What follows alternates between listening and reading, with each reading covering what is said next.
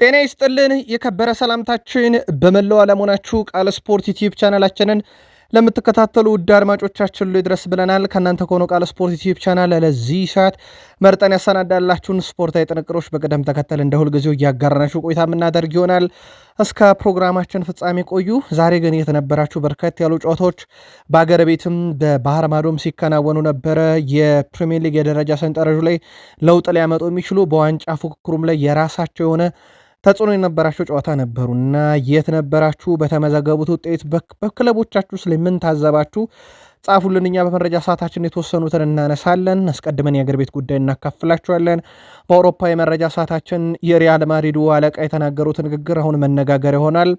ክህደት ነው እያሉ ነው እሳቸው። በአንድ ጉዳይ ላይ የቡድን ዜና ይዘናል። ከኤል ክላሲኮ በፊት ስለ ባርሴሎና እና ስለ ሊዮኔል ሜሲ እናነሳለን። በአጫጭር ስፖርታዊ ጥንቅራችን ተጨማሪ ጥንቅሮችን ይዘናል። ላይክ እያረጋችሁን ቆዩን። በፕሪሚየር ሊግ የመረጃ ሰዓታችን አጫጭር ስፖርታዊ ጥንቅሮችን ያው እናስቀድማለን። ዛሬ በፕሪሚየር ሊግ የመጀመሪያ መረጃችን አርሰናል ይሆናል ማለት ነው። በአጫጭር ስፖርታዊ ጥንቅራችን ስለ አርሰናል የቡድን ዜና፣ አርሰናል ቀጣይ ስለሚከፍለው፣ ቀጣይ ስለሚያገኘው፣ ቀጣይ ስለሚያወጣው ጨምሮ በርካታ ጥንቅሮችን በአርሰናል በኩል ይዘናል እናካፍላችኋለን። በቡድን ዜናም ለአርሰናል ደጋፊዎች የምናካፍላችሁ ተጨማሪ መረጃዎች አሉ። ከዛ በቀጥታ የምናልፈው ወደ ፕሪሚየር ሊጉ ጨዋታዎች ይሆናል። አሜክስ ላይ ብራይተን ከወልቭስ፣ ክራቨን ኮቴጅ ላይ ፉልሃም ከበርንማውዝ፣ እንደዚሁም አንፊልድ ሮድ ስቴዲየም ሊቨርፑል ከቼልሲ እና በስቴዲየም ኦፍ ላይት ማንቸስተር ዩናይትድ ከሰንደርላንድ ያደረጓቸው ጨዋታዎች በጣም በስፋት የምናነሳቸው ጉዳዮች ውስጥ ነው። ቼልሲ ከሊቨርፑል አቻ ተለያይቷል። 1-1 ማንን ያዳነ ውጤት ነው? የተመዘገበ ውጤት ማንን ጎዳ፣ ማንን ጠቀመ? እንመለከተዋለን። የቡድን ዜና እናነሳለን። ስሎት አላመለጡንም እያሉ ነው። እነማን እንዳሉ እንነግራችኋለን። ለቼልሲ ቢያንስ ሽንፈት ማስቀረት ችሏል። ተጨማሪ ጥንቅሮችን ይዘናል። ግን ምልከታችሁን እያጋራችሁን አብራችሁን ቆዩን። ዩናይትድም ነጥብ ጥሏል። በእርግጥ ማንቸስተር ዩናይትድ ሻምፒዮንስ ሊግ ትኬትን መቁረጡን አረጋግጧል። ትልቁ ጥያቄ ግን ዛሬ ያልነበሩ ተጫዋቾች ይታወቃሉ። እንመለስበታለን በመረጃ ሰዓታችን። ለዩናይትድ ቀጣይ የክረምት ዝውውር በጣም አስፈላጊ መሆኑን ያየንበት ጨዋታ ነው ማለት ግን ማጋነን አይሆንም። ካሪክን እንግዲህ በጋዜጣዊ መግለጫ ተጫዋቾች ይመለሳሉ እያሉ ነው። ከዛ ውጭ እሳቸው በአንድ ጉዳይ ላይ ቅሬታ አልተሰማኝም ብለዋል። ቅር ያሉት ወይ ተብለው ተጠይቀው ነው። ብሩኖ አሲስት አላደረገም። በማንቸስተር ዩናይትድ አሲስት ሊያደርግባቸው የሚገቡ ሁለት ተጫዋቾች እንግዲህ ይቀሩታል። ለሪካርዱ የቡድን ወሳኝና ቁልፍ ተጫዋች የተመለከተ መረጃ ይዘናል። በሲቲ የመረጃ ሰዓታችን ፔፕ ጋርዲዮላ ህይወት ካለ ተስፋ አለ፣ ተስፋ እስካለ ህይወት አለ እያሉ ነው። የሲቲ የዋንጫ ህይወት ለእናንተ አለ ወይ? እሳቸው የዋንጫ ህይወት አለ እያሉ ነው። ምልከታዎቻችሁን እያጋራችሁን በጨዋታዎቹ ዙሪያም ቅድመ ግምታችሁን በቀጣይ ጨዋታዎች አሊያም በተጠናቀቁ ጨዋታዎች ዙሪያ ምልከታችሁን እያጋራችሁን ከቃል ስፖርት ዩቲዩብ ቻናል ስትቆዩ ላይክ እንድታደርጉን በትህትና ጠየቅን። በአገር ቤት እንጀምር። በርካታ ግብ አየን ዛሬ በኢትዮጵያ ፕሪሚየር ሊግ ባልተለመደ ሁኔታ ማለት ይቻላል። አንድ ቡድን 4 ጎል አስቆጥሯል። ግብ አስቆጣሪው አዳማ የተቆጠረበት ሽረ ምድረ ገነት ነው። ጨዋታው 4-0 በሆነ ውጤት ሲጠናቀቅ ሃይደር ሸረፋ 9ኛው ደቂቃ ላይ፣ ቢኒያም አይተን 25ኛው ደቂቃ ላይ፣ አቡበከር ሳኒ 59ኛው ደቂቃ ላይ፣ ዳዊት ወቴሳ በፍጹም ቅጣት ምት 63ኛው ደቂቃ ላይ ነው የአዳማ ከተማን 4 ግቦች ከምዕራብ አሳርፈው አዳማ ከተማ 4-0 በሆነ ውጤት ድል ያደረገው። አዳማ ከተማ ከ10 ጨዋታ በኋላ ወደ ድል ሲመለስ በግብ ተንበሽብሾ ነው። ነጥቡን 38 አድርሷል። ሽረ ምድረ ገነት 32 ላይ ቀረ። ቀጣይ የመርሃ ግብሮችን በተመለከተም ሐሙስ ሽረ ምድረ ገነት ከኢትዮጵያ ቡና፣ ቅዳሜ ፋሲል ከነማ ከአዳማ ከተማ ጋር እንደዚሁ ጨዋታቸውን የሚያከናውን ይሆናል። ሌላኛው መርሃ ግብር ሀዲያ ሆሳና ከሐዋሳ ከተማ ያደረጉት ጨዋታ ነው። ጨዋታው በሀዲያ ሆሳና 1-0 ድል አድራጊነት ተጠናቋል። ሄኖክ አርፌጮ በፍጹም ቅጣት ምት 64ኛው ደቂቃ ላይ ነበረ ኳስና መረብን አገናኝቶ ሀዲያ ሆሳና ሐዋሳን 1-0 አሸንፎ ድፍን 3 ነጥቦችን ከጨዋታ ማሳካት የቻለው። ሌላ ተጠናቆ ውጤት እጃችን ላይ የደረሰው የኢትዮጵያ ቡናና የመቻለ ጨዋታ ነበረም። ጨዋታው 1-1 ተጠናቀቀ። ቢኒያም ጌታቸው 16ኛው ደቂቃ ላይ ኢትዮጵያ ቡናን መሪ ያደረገ። ለመቻል ብሩክ ማርቆስ በ21ኛው ደቂቃ ላይ ያስቆጠራት ግብ ጨዋታው 1-1 በሆነ አቻ ውጤት እንዲጠናቀቅ ሆኗል ማለት ነው። ውድ ቤተሰቦቻችን በኢትዮጵያ ፕሪሚየር ሊግ ተጨማሪ መረጃዎችን በቃል ስፖርት ዩቲዩብ ቻናል በማለዳው ጥንቅራችን በስፋት ይዘን እንመለሳለን። የአሁኑን መረጃችንን ከወደዳችሁ ግን ለአገር ቤት ስፖርታችን ላይክ እያረጋችሁን አብራችሁን ቆዩን። የአውሮፓ መረጃ ከማድሪድ ነው የምንጀምረው። እኔ የሲአይኤ መርማሪ አይደለሁም እያሉ ነው እሳቸው የሪያል ማድሪድ አለቃ አርቤሎዋ በተለይ መረጃ አሽሏኪውን አላቀም ብለዋል እሳቸው። ነገር ግን ክደት ተፈጽሞብናል ብለዋል። የሪያል ማድሪድ አሰልጣኝ አርቤሎዋ መልበሻ ቤት የሚፈጠሩ ነገሮች ሚዲያ ላይ ማውጣት ክህደት ሲሉ ገልጸውታል። አሰልጣኙ ሲናገሩ መልበሻ ቤት ውስጥ የሚፈጠሩ ነገሮችን ማውጣት ክለቡን እንደ መካድ ያስቆጥራል ሲሉ መረጃ ማን አሾልኮ እንደሚያወጣ የተጠየቁት እሳቸው ግን እኔ የሲአይኤ መርማሪ አይደለሁም የምሰራው ማን እንደሆነም ፈጽሞ አላውቅም ብሏል። ይሄንን ጉዳይ ነገር ግን የትኛውም ተጫዋች መውቀስ አልፈልግም። መልበሻ ቤት ውስጥ ብዙ ሰዎች አሉ፣ ተጫዋቾች ብቻ ላይሆኑ ይችላሉ ብለዋል። ስለ ቡድኑ በርካታ ሐሰተኛ ነገሮች ተብሏል። ተጫዋቾች አይከባበሩም የተባለው ሐሰት ነው፣ ያልተፈጠረም እነሱ ፕሮፌሽናል ናቸው ብለዋል። አሰልጣኝ አልቫሮ አርቤሎ አያይዞም ቹዋሚኒ በኤል ክላሲኮ ጨዋታ ይጫወት ዘንድ ዝግጁ ነው ባሉበት መግለጫቸው ላይ በሁለቱ ተጫዋቾች መካከል ስለተፈጠረው ድብድብ ኃላፊነቱን እኔ ወስዳለው፣ ጥፋቱ የኔ ነው ብለዋል። ምን እንዳጠፉ አልተናገሩም። መረጃ ማን እንዳሾለከም አላውቅም ባሉበት ጋዜጣዊ መግለጫቸው ላይ በባርሴሎና በኩል ኤል ክላሲኮ ጨዋታ በጉጉት እየተጠበቀ ነው። ምክንያቱም ሻምፒዮን ሊሆኑበት የሚችሉ ጨዋታ እንደሆነ ይታወቃል። ያደርጉታል አያደርጉትም ደግሞ ሰዓታት ይወስኑታል። በካምፕኑ ከሪያል ማድሪድ ጋር በሚያደርጉት ጨዋታ ማለት ነው። የቡድን ዜና ልናነሳ ወደድን። ሊዮኔል አንድሬስ ሜሲ በዚህ ቡድን የሰራቸው ነገሮች ከፍ ያሉ ናቸው። አሁን ይህንን የማድረግ አቅም በላሚን ያማል እንዳለሱም እንደሚያምን ላሚን ያማል ወደፊት በጣም ብሩህ ተስፋ ያለው የባርሴሎና ኮከብ እንደሚሆንና እግር ኳስን እንደሚቆጣጠር ባነሳበት ጋዜጣዊ መግለጫ ስለ ኔማርም ያነሳል። ኔማር ባለም ዋንጫ ይጫወት ዘንድ ይገባዋል ብሏል። ባለም ዋንጫ መጫወት ያለበት ስለሚገባውም ነው ብሏል። ባለም ዋንጫም የመጨረሻ ሙከራውን ያደርጋል ብዬ ተስፋ አደርጋለሁ። ረጅም ጊዜ ከሱ ጋር አብረን ነበርን፣ አሁንም አብረነን በባርሴሎና ቤት የነበረንን ጊዜም ፈጽሞ አረሰውም ብሏል። በርካታ ሀሳቦችን ባነሳበት በተለይም ከላሚን ያማል እስከ ኔይማር ጁኒየር ባካለለበት ሀሳቡ ማለት ነው። የላሚን ያማል ገና ታዳጊ ነው፣ ግን ቁጥሮቹ ጅማሮን ካየን አሁን በእግር ኳስ በጣም ምርጦች ናቸው የሚባሉት ሜሲና ሮናልዶ ጋር ካነጻጸር ነው ላሚን ያማል በዚህ ዕድሜ ያደረገውን ሜሲና ሮናልዶ ማድረግ አልቻሉም። በዚህ ዕድሜያቸው እነሱ ያኔ ምናልባት የእግር ኳስ ፍልስፍናው ዘመኑ ፍጹም ይለያያል። ለቃል ስፖርት ዩቲዩብ ቻናል በተለይም ለባርሳ ደጋፊዎች ሜሲን መተካት ግን ይችላሉ ላሚን ያማል? መልካታችሁን ላኩልን። ቃል ስፖርት ዩቲዩብ ቻናል ላይ ናችሁ ውድ ቤተሰቦቻችን። ላይክ፣ ሰብስክራይብ፣ ሼር እያደረጋችሁን እስከ ፕሮግራማችን ፍጻሜ ቆዩ ብለናል። ሀሳብ አስተያየት እንቀበላለን፣ ጻፉልን። ላይክ ማድረግ ግን ለእኛ በብዙ ይጠቅመናል። ከተወዳጁ የእንግሊዝ ፕሪሚየር ሊግ ብቻ ወዳገኘናቸው የዕለቱ ጥንቅሮቻችን እንሻገር። በድጋሚ ከቃል ስፖርት ዩቲዩብ ቻናል ጋር መልካም ቆይታ ተመኘን። ዛሬ አርሰናልን ነው የምናስቀድመው ውድ ቤተሰቦቻችን። አርሰናል ከፓላስ ኢዜን ሲያመጣ የተስማማባቸው በርካታ ስምምነቶች አሉ። አንደኛው ፓላስ ኢዜን ለአርሰናል ሲሸጥ ከስምምነቱ አንዱ ክፍል አርሰናል የሊጉን ዋንጫ ካሸነፈ 10 ሚሊዮን ፓውንድ ለፓላስ ይከፍላሉ። አሁን በመጨረሻው የሊጉ ጨዋታ አርሰናል ከክሪስታል ፓላስ ጋር ተጫውቶ የዋንጫ ውጤት የሚወስንበት ጨዋታ ሊሆን ይችላል። በነገራችን ላይ ምናልባት ፓላስ ለ10 ሚሊዮን ፓውንዱ ብሎ ነው ለአርሰናል ጨዋታ ቀለል የሚያደርገው ወይንስ ለኮንፈረንስ ሊግ ፍጻሜ ብሎ የሚለው ሌላ ነገር ነው። ግን በፕሮፌሽናል ዓለም የሚጠበቅ አይደለም። አርሰናል ሊጉን እንዲያሸንፍ እንግዲህ በሂደት ውስጥ የኢዜ ሚና ቀላል የሚባል አይደለም። ምንም ጥያቄ የለውም። ያስቆጠራቸው ግቦች ቡድኑ ድል እንዲያደርግ የረዳበት መንገድ፣ በተለይም ደግሞ በዚህ ዓመት የነ ኦዴጋርድን መጎዳት የአርሰናል ደጋፊ እስኪረሳ ድረስ የኢዜ መኖር በጣም ጠቅሟል። ተጫዋች ነው፣ ስህተት ይሰራል። ተጫዋች ነው፣ የሚጠበቅበትን ያህል ሰው ነው፣ የሚጠበቅበትን ያህል ተወጥቶ ላይሆን ይችላል። ግን ዘንድሮ አርሰናል ከአምና የጉዳት ጣጣው የታደጉት የፈረሙት ተጫዋች ናቸው ማለት ይቻላል። አንዱ ኢዜ በ10 ቁጥር ሚና ላይ በትልቁ ይጠቀሳል። 10 ሚሊዮን ፓውንድ ከአርሰናል ካዝና ዋንጫ ከበሉ ለፓላስ በዚህ ተጫዋች ምክንያት ይቀነሳል።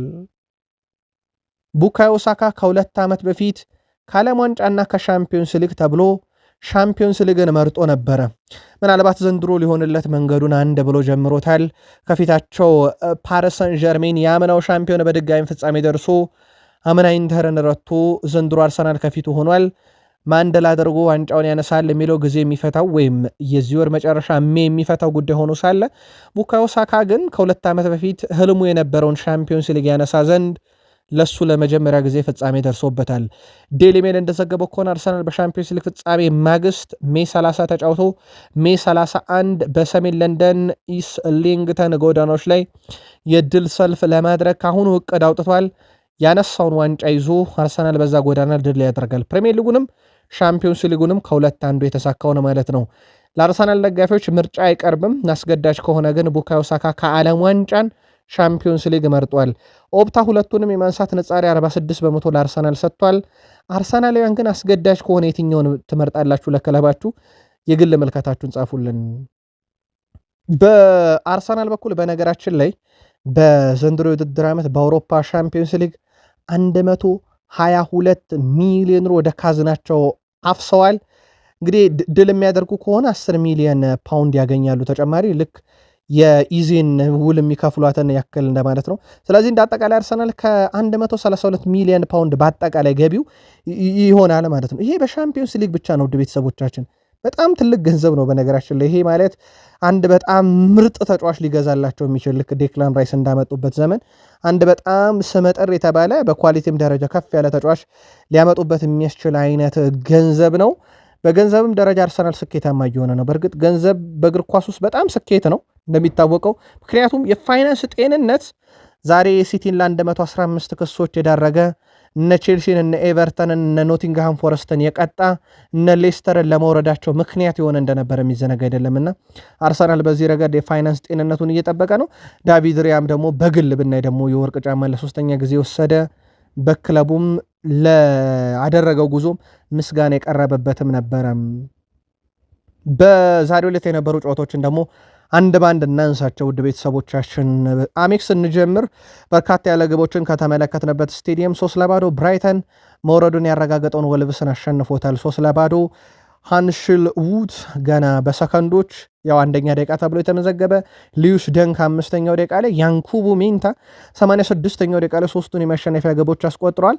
ምናልባት ወልቭስ ግብ ሊያስቆጥርበት የሚችል እድል ከነበረም የአርሰን ሞስኪው በጨዋታው 3ኛ ደቂቃ ላይ ብረት የመለሰበት ይጠቀሳል። በጨዋታውም ብራይተን ፍጹም የበላይ ነበር። 73% ኳስ ተቆጣጥሮ ወልቭስን ቀጥቅጦና እንቀጥቅጦን ያሸነፈው ማለት የሚቻልበት ምሽት ነበረ ለብራይተን። በርከት ያሉ የካርድ ሂደቶችን የተመለከትንበት ወይም ካርዶች የተመዘዙበት ግን ደግሞ ጥቂት ግብ የተቆጠረው ክራቨን ኮቴጅ ላይ ነው። ክራቨን ኮቴጅ ላይ ባለሜዳው ፉልሃም በእንግዳው ቡድን በርንማውዝ 1-0 ተሸንፏል። የበርንማውዝን የማሸነፊያ ግብ በጨዋታው 53ኛው ደቂቃ ላይ ሪያን ነው ማስቆጠር የቻለው። በጨዋታው ላይ በበርንማውዝ በኩል ሪያን ሼሪስ በ40ኛው ደቂቃ ላይ በሰራው ጥፋት ቢጫ ካርድ ነበር፣ ግን ቫር ቀይ ይገባዋል በሚል በቀይ ካርድ 41ኛው ደቂቃ ላይ ወጣ። ከዛ በኋላ ፉልሃሞችም ከረፍት በፊት ነው ቀይ ያዩት። በነገራችን ላይ 45ኛው ደቂቃ ተጠናቆ በጨማሪው 6ኛ ደቂቃ ላይ አንደርሰን ቢጫየ ቫር ቀይ ነው ያለ በቀይ ወጣ። ስለዚህ ሁለቱ ቡድኖች ከረፍት በፊት አንዳንድ ቀይ ተመልክተው ነበረ፣ ፉልሃም እና እንደዚሁም ደግሞ በርንማውዝ ማለት ነው። በጨዋታው ምናልባት ሊጠቀስ የሚችለው ሃሪ ዊልሰን እና ኦስካር ቦብ በፉልሃም በኩል እንደዚሁም በበርንማውዝ በኩል ጁኒየር ክሩፒ በጨዋታው አጋጣሚ ብረት መልሶባቸዋል። ውድ ቤተሰቦቻችን በደረጃ ሰንጠረዡ ላይ በበርንማውዝ በኩል አሁን 55 ነጥቦችን ይዘው 6ኛ ላይ ደረጃ ላይ ተገኝተዋል። በብራይተን በኩል 53 ነጥቦች 7ኛ ደረጃ ላይ ተገኝተዋል። ብሬንትፎርድ እጁ ላይ ጨዋታ አለ። ይህን መረጃ እስካጠናቀርንበት ሰዓት ድረስ በ51 ነጥብ 8ኛ ወርዷል። ግን ብሬንትፎርድ ጨዋታውን ድል የሚያደርግ ከሆነ ደረጃ ሰንጠረዡ ላይ ለውጥ ሊያመጣ የሚችለው ያው ወደ 8ኛ የሚመጣበት ነው። በርንማውዝ ግን በጣም አስደናቂ ጉዞ በዘላለም መሸነፍ ጉዞን ያስቀጠለበት ነው። በፕሪሚየር ሊጉ አመቱ መጨረሻ ላይ የሆነ ተአምራዊ ቡድን የአውሮፓ ሻምፒዮንስ ሊግ ሊሳተፍ የሚችልበት እድል እንዳለ ምንም ጥያቄ የለውም። ምናልባት ያ ቡድን በርንማውዝ ሊሆን የሚችልበት ሰፊ እድል አለ። አንፊልድ ሮድ ስቴዲየም ሲጠበቅ የነበረ ጨዋታ ነበረ። በምሳ ሰዓት ጨዋታ ሊቨርፑል ከቼልሲ ያደረጉ ጨዋታ 1-1 በሆናቸው ውጤት ተጠናቀቀ።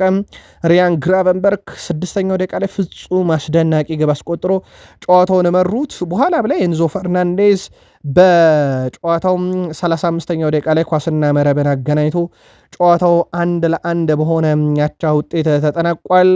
በጨዋታው ላይ የኤንዞ ፈርናንዴዝ ግብ ለመቆጠር ግን ሊቨርፑል የመከላከል ክፍል ድክመት በጣም የጎላ መሆኑና አስከፊ መሆኑን ያሳየ ነው። በጨዋታው ማርኮ ኮሪያ የጨዋታው ኮከብ ተብሏል። ቼልሲ ያለፉትን 7 የሊግ ጨዋታ ማሸነፍ አልቻለም። በስድስቱ ሲሸነፍ በአንዷቸው ወጥቷል። ሊቨርፑል ነጥቡን ተከትሎ 59 ሲደርስ ቼልሲ ነጥቡን 49 አድርሷል። ከአንዳንድ ነጥብ መጋራት በኋላ አርብ አስቶን ቪላ ከሊቨርፑል ይጫወታሉ። አስቶን ቪላ የአውሮፓ ሊግ መድረሱን ተከትሎ ነው ፍጻሜ። ቅዳሜ ቼልሲ ከማንቸስተር ሲቲ የኤፍኤ ካፕ መርሃ ግብር ነው የሚያደርጉት። ስለዚህ ቼልሲ ዋንጫ ሊያነሳ የሚችልበትም ሌላ አጋጣሚ ከፊቱ ይጠብቀዋል ማለት ነው። ምናልባትም ቼልሲ የደረጃ ሰንጠረዡ ላይ ካለበት 9ኛ ይልቅ ኤሮፕ ሊግን ትኬት ለመቁረጥ ሲቲን ማሸነፍ በጣም ቀላሉ መንገድ ነው። ያደርገዋል የሚለው ቀጣይ ሳምንት የሚታይ ጉዳይ ነው። ቨርጅል ቫንዳይክ በሁሉም ውድድሮች ለሊቨርፑል 40ኛ ተከታታይ ጨዋታውን አድርጓል። በ34 ዓመቱ 305 ቀናት እድሜው እንግዲህ እየገፋ ቢመጣም ለሊቨርፑል ግን በጣም ውጤታማው ሰው መሆኑን ተመልክተናል። በሊቨርፑል በኩል ግን አጠቃላይ የጨዋታ እንቅስቃሴ አሁንም ከቆመ ኳስ ነው መነሻቸው ግብ የሆኑበት 18 ጎሎችን ከቆመ ኳስ ብቻ አስተናግዷል። ይህም በክለቡ ታሪክ እጅግ የከፋው ቁጥር ሆኖ ተመዝግቧል። ቼልሲ ከ6 ተከታታይ ጨዋታ በኋላ ድል ባያደርግም ቢያንስ ከሽንፈት ራሱን የቆጠበበት ጨዋታ ነበረ ማለት ይቻላል። ጨዋታው 1-1 ነው የተጠናቀቀው። ዶሚኒክ ሴቦዝ ላይ ከስቴቨን ጄራርድ በኋላ 2013-14 በሁሉም ውድድሮች 10 ሲደመር ጎሎችና አሲስቶችን በማስመዝገብ ሪካርዱን አሁን ተጋርቷል። አሲስት መጠኑን 10 አደረሰ። ይህም ሌላ ፍጹም የተለየ ውድድር ዓመት እንዲያሳልፍ የረዳው ሆኗል። በሊቨርፑልም በዘንድሮ የውድድር ዓመት ምርጥ ተጫዋች ከጠቀስን ያለምንም ጥርጥር ዶሚኒክ ሴቦዝ ላይ ማለት ይቻላል። ኤንዞ ፈርናንዴዝ በዚህ የውድድር ዘመን ለቼልሲ 20 ጎል አስተዋጽኦ ላይ መድረስ ችሏል። 14 ጎል 6 አሲስት አለው። ቼልሲ ባለፉት 14 የፕሪሚየር ሊግ ጨዋታዎች ክሊንሺት መጠበቅ ግን አልቻለም። ከ1991 በኋላ ነው እንደዚህ አይነት ነገር ክለቡ የገጠመው። ባለፉት 14 ጨዋታዎች እንግዲህ ክሊንሺት መጠበቅ የቸገረው ቼልሲ አመቱን በኤሮፕ ሊግ ብቻ ለመወሰን ራሱ ሲቲን ማሸነፍ በጣም የተሻለው አስገዳጅ አጋጣሚ ሆኖበታል። ሊቨርፑልም በአንጻር ካየን ደግሞ ሊቨርፑል በዚህ ውድድር ዘመን በተለምዶ ቢግ ሲክስ የሚባሉ ክለቦች ተመላልሰውበታል። አርሰናልን 1-0፣ ስፐርስን 2-1 ካሸነፈ ውጪ በቼልሲ 2-1፣ በማን ዩናይትድ 2-1፣ በሲቲ 3-0 መልሶ በሲቲ 2-0 እና በዩናይትድ 3-2 ተሸንፏል። ከዛ ውጪ አቻ ከአርሰናል 0-0፣ ከስፐርስ 1-1 እና በመልሱም ጨዋታ 1-1 ከቼልሲ ጋር ይህንን ጨዋታ ጨምሮ 1-1 ነው። ሁለት ጨዋታ ብቻ ነው እንዳጠቃላይ ቢግ ሲክስ ክለቦችን በዚህ ዓመት ያሸነፈውና ሊቨርፑል በጣም የተቸገረበት ዓመት ነበር ማለት ይቻላል። በፕሪሚየር ሊጉ ሪዮ ንጉማ ጨዋታን ያደረገ የቋሚ አሰላለፍ ገብቶ ነበረ። በኋላም ቀይሮ አስወጥተውታል። ደጋፊዎች ባይወዱትም ይሄንን ቅያሬ ማለት ነው። ኢሳክን ቀይሮ አስገቡ። ከዛ ኮዲ ጋክፖን ወደ ክንፍ አወጡት። በነገራችን ላይ 15ኛ ጨዋታውን አድርጓል ገና 18 ሳይሞላው። በሊቨርፑል 17 ጨዋታን ያደረገ ሁለተኛው ተጫዋች ሆኗል ከራይም ስተርሊንግ በኋላ። ማይክል ኦዌን ነው 18 ጨዋታዎችን ከ18 ዓመቱ በፊት ያደረገው። ምናልባት ያንን ሪካርድ ለመስበር ቀጣይ አንድ ጨዋታ ብቻ ይጠበቅበታል ሪዮ ንጉማ። ዛሬ በጨዋታው ላይ ያልተመለከትናቸው የሊቨርፑል የፊት ወሰር ተሰላፊ ፍሎሪያን ቬርዝ ነው። በነገራችን ላይ በጉዳት ምክንያት አይደለም ፍሎሪያን ቬርዝ ከጨዋታ ውጭ ሆነው ህመም አጋጥሞት ነው። በቀጣይ ጨዋታ ላይ ይገኛል ሲሉ ተደምጠዋል። በጨዋታው ሪዮ ንጉማም ለቋሚነት መጀመሩ ምክንያት የፍሎሪያን ቬርዝ ጉዳት ማጋጠም ነው። የደጋፊውን እምነት ዳግም ማግኘት እችላለሁ እያሉ ነው አርኔ ስሎት። በእርግጥ የእሳቸውና የደጋፊው መካከል ያለው ክፍተት በግልጽ የሚታወቅ ነው። የቃል ስፖርት ዩቲዩብ ቻናል የሊቨርፑል ደጋፊዎችን በግልጽ እየተቃወሟቸው ሀሳባቸውን ሲገልጹልን ነበር። የሊቨርፑል አሰልጣኝ አርኔ ስሎት በድጋሚ የደጋፊዎችን እምነት ማግኘት የሚያስችል አቅም አለኝ ብለዋል። የደጋፊውን እምነት ዳግም አገኛለሁ የሚል እምነት አለኝ ያሉት እሳቸው አዎ በእርግጠኝነትም አደርገዋለሁ ብለዋል። አክለውም በሚቀጥለው የውድድር ዘመን ፍጻሜ የተለየ ቡድን እንሆናለን ሲሉ የዘንድሮን ፍጻሜ ወይም የውድድሩን ፍጻሜዎች ለሚቀጥለው የውድድር ዓመት በደንብ አሻሽለን በደጋፊ ልብ ውስጥ የምንገባ ደጋፊ የሚያሳምን ቡድን ይዘን እንገባለን ብለዋል። በጨዋታው ሪዮ ንጉማን ቀይሮ ያስወጡት ህመም ስላጋጠመው እንጂ በሌላ ጉዳይ አይደለም ብለዋል። ምናልባት የህመሙ ጉዳይ በተመለከተ ተከታታይ መረጃ አጣርተን ለሊቨርፑልያን የምናደርሳቸው ይሆናል። ቼልሲ ወደሚገባው ቦታ ይመለሳል ያለው ደግሞ ካይሴዶ ነው። የሰሞቹ አማካይ ሞሴስ ካይሴዶ ክለብ ወደ መስመር ይመለሳል የሚል እምነት እንዳለው ገልጿል። ዳግም ወደ አሸናፊነት እንደምንመለስና ቼልሲን የሚገባው ቦታ እንደምናስቀምጥ እምነት አለኝ ያለው ካይሴዶ አክሎም አስተሳሰቤን አልቀየርም፣ ምክንያቱም ያንን ለማሳካት ብቸኛው መንገድ በማመን ላይ የተመሰረተ ጉዞ ነው ብሏል። ቡድኑ ወጥ አቋም አላሳየም፣ ጥሩ እየተጫወተን አይደለም፣ ለሁሉም እንደ መመሪያ ጊዜ አድርጌ ወስዷለሁ። አሁን አመቱን በጥሩ ሁኔታ መጨረስ ባለብን መንገድ ሁሉ ለመጨረስ እንጥራለን። ይህ ዓመት መማሪያችን ነው እያለ ይገኛል። ምናልባት በቼልሲ ያው የሚጠበቀው ዋነኛ ጉዳይ የአሰልጣኝ ቅጥር ሂደት ነው። ምክንያቱም አሁን በጊዜ አሰልጣኝ ካሉማ ክፍላረን ስር እንዳሉ ይታወቃልና የቼልሲ ደጋፊዎች በትልቁ እየጠበቁት ያሉት ነገር ከክረምት ዝውውር በላይ ቀጣዩ አሰልጣኛችን ማን ይሆናል የሚለውን ነው። በእርግጥ የቼልሲ ቀጣይ አሰልጣኝ ለመሆን ብዙ እጩዎች ስማቸው እየተነሳ ነው። የዣቪ አሎንሶ ግን በጣም ከፍ ያለው እንደሆነ ይታወቃል። ሌላኛው መርሃ ግብር በስቴዲየም ኦፍ ላይት ማንቸስተር ዩናይትድ ከሰንደርላንድ ግብ ያላየንበት 0-0 በሆናቸው ውጤት የተጠናቀቀ ጨዋታ ነበረ። ማንቸስተር ዩናይትድ ከ3 ተከታታይ ድል በኋላ ነጥብ ጥሏል። ስለዚህ ውድ ቤተሰቦቻችን የዩናይትድ ደጋፊዎች በዩቲዩብ ገጻችን የምትገኙ ያ የዩናይትድ ደጋፊ ጸጉሩን ሳይቆረጥ ይህ ዓመት ይጠናቀቃል ማለት ነው። ውጤቱን ተከትሎ ማንቸስተር ዩናይትድ ለ13 ተከታታይ ዓመታት ዓመቱን ከማንቸስተር ሲቲ በታች ሆኖ እንደሚያጠናቅቅም በሂሳባዊ ስሌት ተረጋግጧል። በማንቸስተር ዩናይትድ በኩል ነጥቡ 65 ደረሰ። በሰንደርላንድ በኩል ነጥባቸውን 48 አደረሱት። እሁድ ማንቸስተር ዩናይትድ ኦልድ ትራፎርድ ላይ የዚህን የውድድር ዓመት የመጨረሻ ጨዋታውን ከኖቲንግሃም ፎረስት ጋር ያደርጋል። ተሰናባሽ ተጫዋቾችም ስንብት የሚያደርጉበት ቀን ይሆናል ማለት ነው። በሰንደርላንድ በኩል ወደ ሄልዴክሰን ስቴዲየም አቀንተው ከኤቨርተን ጋር ነው በ37ኛ ሳምንት ውዳጁ የእንግሊዝ ፕሪሚየር ሊግ መርሃ ግብራቸውን እንደዚሁ የሚያከናውኑ የሚሆነው። በማንቸስተር ዩናይትድ በኩል ካሪክ፣ ቤንያሚን ሼሽኮና ካዜሜሮ ከጨዋታ ውጭ የሆኑበትን ምክንያት አስረድተዋል። ቤንያሚን ሼሽኮ ለተወሰነ ጊዜ ህመም ሲያሰቃየው ቆይቷል። በተለይም ከዛ ጉዳት በኋላ ማለት ነው። ዳግም ከፍተኛ ግጭት በማስተናገዱ ምክንያት በጨዋታው ላይ ለመጫወት ዝግጁ አልነበረም ብሏል እሳቸው። ከዛ በዘለለ ደግሞ ካዝሜሮን በተመለከተ በጣም ደህና ነው፣ በቀጣይ ጨዋታ ላይ በእርግጠኝነት ይገኛል፣ ጉዳቱ ያን ያክል ከባድ አይደለም ብለዋል። ስለዚህ ካዜሜሮ ሽኝት ይደረግለታል ማለት ነው በቀጣይ ጨዋታ ላይ ማለት ነው። በኦልድ ትራፎርድ ስለሆነ ሜዳ ይገኛል ተብሏል። የዩናይትድም ለደጋፊዎቹ ስንብት የሚያደርገው በነገራችን ላይ ቀጣይ እሁድ ነው። በኦልድ ትራፎርድ ስለሆነ ጨዋታ የሚደረገው ቀጣይ ዩናይትዶች በይፋ ስንብት ያደርጋሉ ማለት ነው ከደጋፊዎቻቸው ጋር ኦልድ ትራፎርድ ላይ የመጨረሻ ጨዋታ ወደ አሜክስ ስለሚያቀኑ። ብሩኖ ፈርናንዴዝን በተመለከተ አሲስት አላደረገም ዛሬም። ስለዚህ ብሩኖ እንደሚጠበቅበት አንድ አሲስት በኖቲንግሃም ፎረስት ጨዋታ ኦልድ ትራፎርድ ላይ ወይንስ አሜክስ ላይ ሁለትም ካደረገ በቀሪ ጨዋታ በአማካኝ አንድ አሲስት ሪካርዱን በግሉ ያደርጋል። የዩናይትድ ደጋፊዎች አሁን ከቡድኑ ድል ባልተናነሰ እየጠበቁት ነው። ሳይመን ስቶንስ፣ ብሩኖ ፈርናንዴዝ በዩናይትድ ደስተኛ ነው። በተለይም ሻምፒዮንስ ሊግ ትኬት በመቁረጣቸው ቀጣይም ዓመት በእርግጠኝነት በቡድኑ ይቆያል የሚል ዘገባንም ይዞ ወጥቷል።